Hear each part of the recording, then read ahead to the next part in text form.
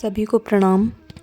जीव यानी व्यक्तिगत आत्मा को अलग व्यक्ति रूप लेने पर अपने अस्तित्व का भान होता है और यही अलगाव उसके अस्तित्व का आधार बनता है। आरंभ में जीव और ब्रह्मा दोनों लगभग एक ही से थे, परंतु जीव के अलग व्यक्तित्व ने ही दोनों में भेद का निर्माण किया। अब अहम या व्यक्तित्व के बंधन में बंधी हुई आत्मा ने जीव का रूप धारण किया। उसके चारों ओर के दायरे ने भी उस पर अपना प्रभाव डालना शुरू किया। एक के बाद एक विभिन्न रंग उसके चारों ओर जमने लगे, जिससे इसे एक नया ही रंग मिल गया। इस प्रकार विविधता उसमें घर करने लगी और एक एक कदम बढ़ते बढ़ते अहम का विकास और बढ़ाव स्थूलतर और अधिक गहरा होने लगा। विचार, मनोभाव एवं इच्छाएं इस ठोसता को और बढ़ाते चले गए। इस प्रकार जीव, जो एक सोने की चिड़िया की तरह था, शरीर रूपी लोहे के पिंजड़े में पूरी तरह बंद हो गया। यह सब विभिन्न विचारों, मनोभावों, भावनाओं एवं आकांक्षाओं से उत्पन्न क्रियाओं के फलस्वरूप हुआ और वह उसकी अपारदर्शिता या ठोसता को उत्तरोत्तर बढ़ाता चला गया। संक्षेप में यही जीव के पूरे इतिहास की कहानी है।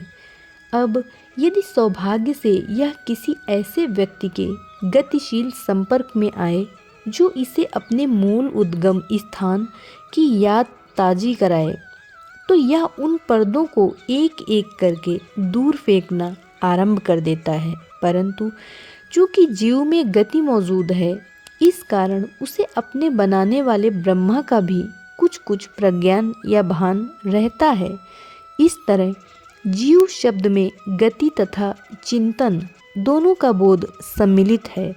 जीव की बनावट में ये दोनों वस्तुएं समानांतर चलती हैं।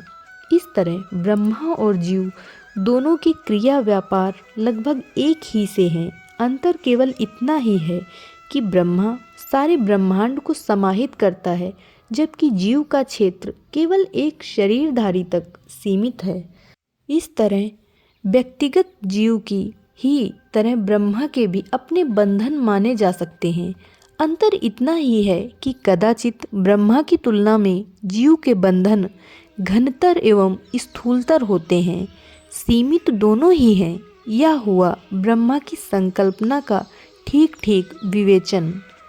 हमारी बनावट में गति तथा कंपन की उपस्थिति ब्रह्मा के साथ हमारा संबंध सिद्ध करती है, परंतु आगे चलकर यही चीज़ हमारे लिए उलझाव का रूप ले लेती है।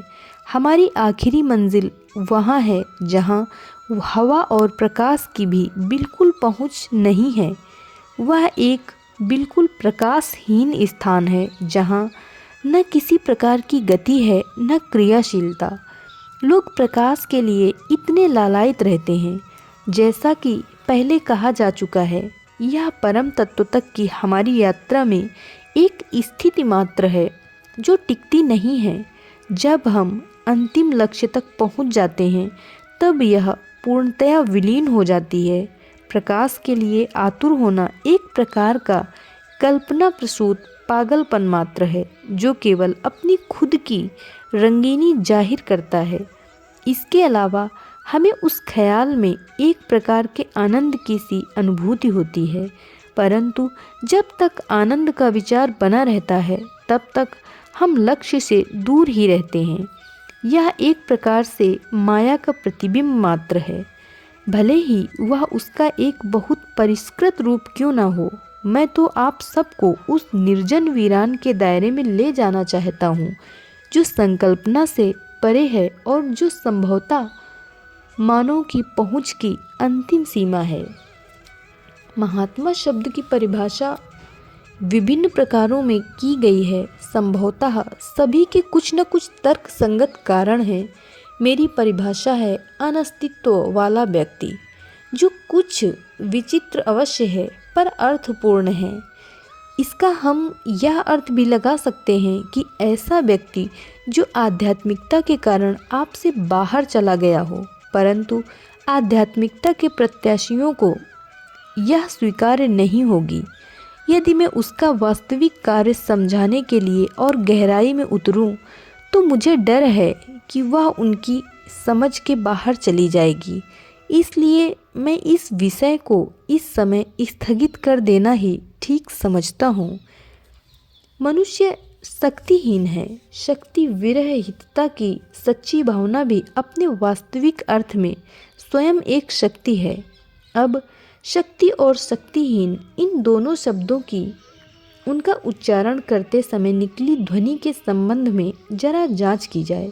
शक्ति शब्द के उदाहरण में पहले ध्वनि का तार तत्व ऊपर चढ़ाया जाता है, फिर नीचे आ जाता है, जबकि शक्तिहीन में ऐसा 2 जगहों में होता है, यानी आरंभ में और अंत में। इससे हम यह निष्कर्ष निकाल सकते हैं कि शक्तिहीन शब्द में दुगना बल है। अब हम शक्तिपूर्ण शब्द पर भी दृष्टिपात करें। उसकी भी ध्वनि ऊंची जाती है।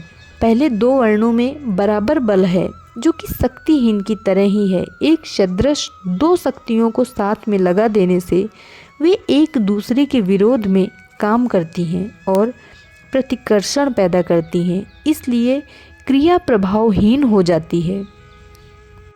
शक्ति विरहित शब्द प्रायः ईश्वर के लिए प्रयुक्त होता है, यानी केंद्र, जहाँ स्वयं उसमें कोई शक्ति नहीं है।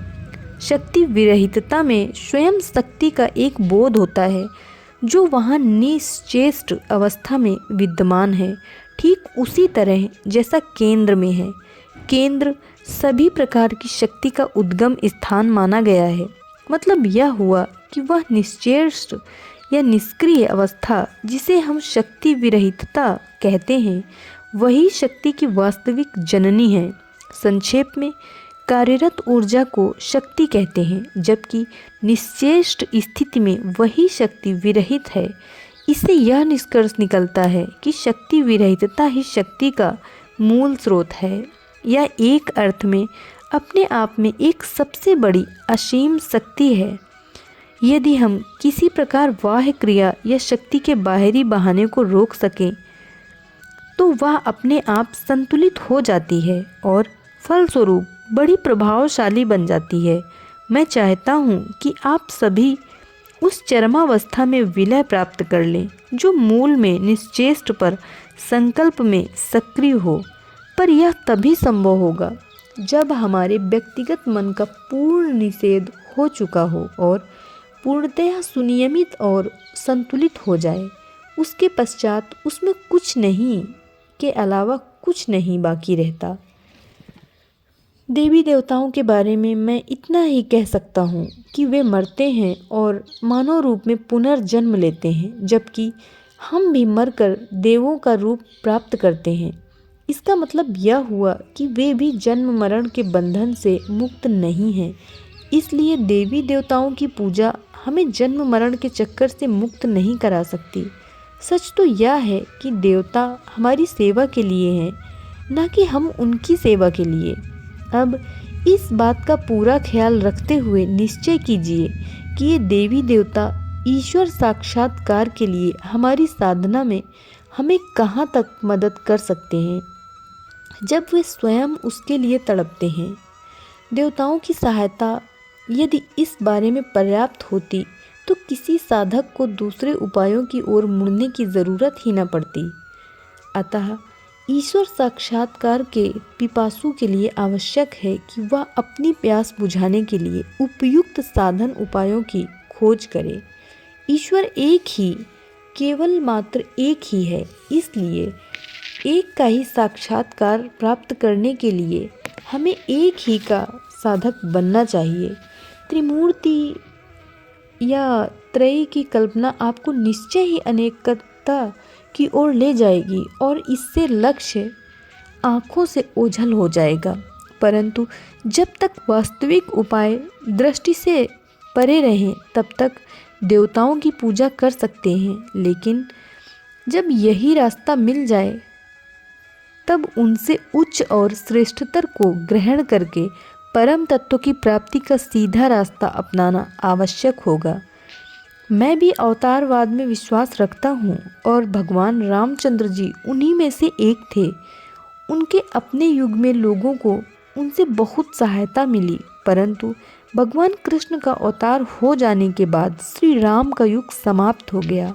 अब भगवान कृष्ण का युग है जो संसार में कोई दूसरा अवतार आने तक चलेगा। यह नैसर्गिक घटना चक्र है जो आपकी समझ के लिए प्रकाश में ला रहा हूँ। जहाँ तक मेरा सवाल है, मैं कह सकता हूँ कि मैं जब अपने परम पूज्य गुरुदेव की शरण में आया, उससे पहले भी देवता थे और वैसे ही आज भी हैं, लेकिन उनमें से कभी किसी की भी इच्छा मेरी उन्नति कराने की नहीं हुई। केवल मात्र मेरे सद्गुरु ने ही मुझे उठाया और साधना के पथ पर सहायता देकर अग्रसर किया। अब बताइए, मैं किसका ऋणी बनूं, देवताओं का या अपने पूज्य गुरुदेव का? तथ्य यह है कि देवता लोग प्रकृति की वे विभिन्न शक्तियां हैं जो उसके कार्यकलाप को चलाने के लिए खड़ी की गई हैं। इस माने में वे एक यंत्र के विभिन्न पुर्जों के सदृश हैं। अवतारों ने भी अक्सर लोगों को ईश्वर की आराधना की ओर प्रेरित किया, इसलिए उनके जो अनुयायी हैं उन्हें उनकी दी हुई सलाह का अक्षरशः पालन करना चाहिए। देवताओं की स्थिति में भजन गाना भक्ति की भावना बढ़ा सकता है और इस तरह कुछ हद तक सहायक हो सकता है, पर आपकी वास्तविक समस्या को सुलझाने के लिए वे आपकी कुछ भी मदद नहीं कर सकते। अतएव अच्छा यही होगा कि फुर्सत के समय में आप ईश्वर सर्वत्र व्याप्त है इस विचार पर अपना ध्यान ठहरावें और उसी विचार में जितना भी हो सके निमग्न रहने की कोशिश करें। इससे दोहरा लाभ होगा, एक तो सतत स्मरण होगा, दूसरे आनंदमयी मनोरंजन का साधन मिल जाएगा। यह सबके लिए पूरी गंभीरता से अनुसरण करने के लिए ही है। धन्यवाद।